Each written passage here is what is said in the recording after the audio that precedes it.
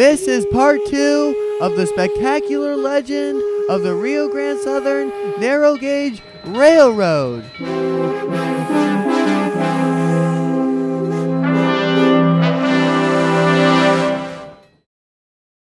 Howdy there, I'm Zane Lewis, and today I'll be continuing the legend of one of America's greatest and one of my all-time favorite small railroads, the Rio Grande Southern.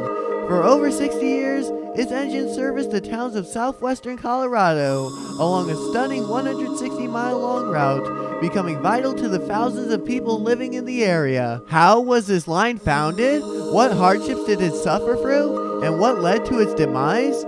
Previously, in part 1 of this series, linked in the description, we covered the line's beginnings and early years from the late 1880s to 1899. Today, we'll pick up right where we left off and discover the rich history around the line's operations in the first decade of the 20th century and what made this decade so important and special.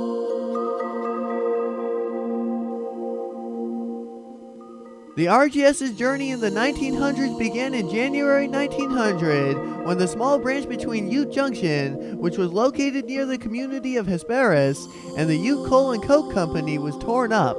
On the second day of February, a blizzard struck the rugged San Juan Mountains, the mountain range that the RGS operated in, and blocked most operations on the railroad, completely cutting off the important towns of Ophir, Telluride, and Rico. Yet another blizzard hit 5 days later, which undid the workers' progress on clearing the tracks. A little bit later that month, the rotary snowplows were put into action and cleared the line without much of a problem, which made management reconsider their original plan to sell rotary number 1. In July, an engineer named Charles Talbert was killed when locomotive number 2 derailed near Mule Shoe Curve.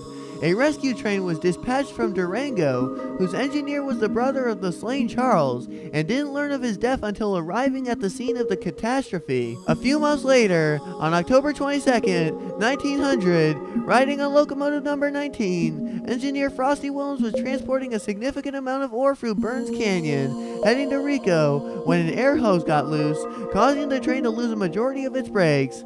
He whistled to set hand brakes, but unluckily for him, the train was moving too fast by that time. The conductor forced the caboose to break off from the consist and stayed with it, while the rest of the train piled up a little bit down the line. Fireman Bill Morrissey left the scene of the disaster with a broken leg, while all 14 cars were thrown down the hill. It would take the RGS several years to collect the dumped ore.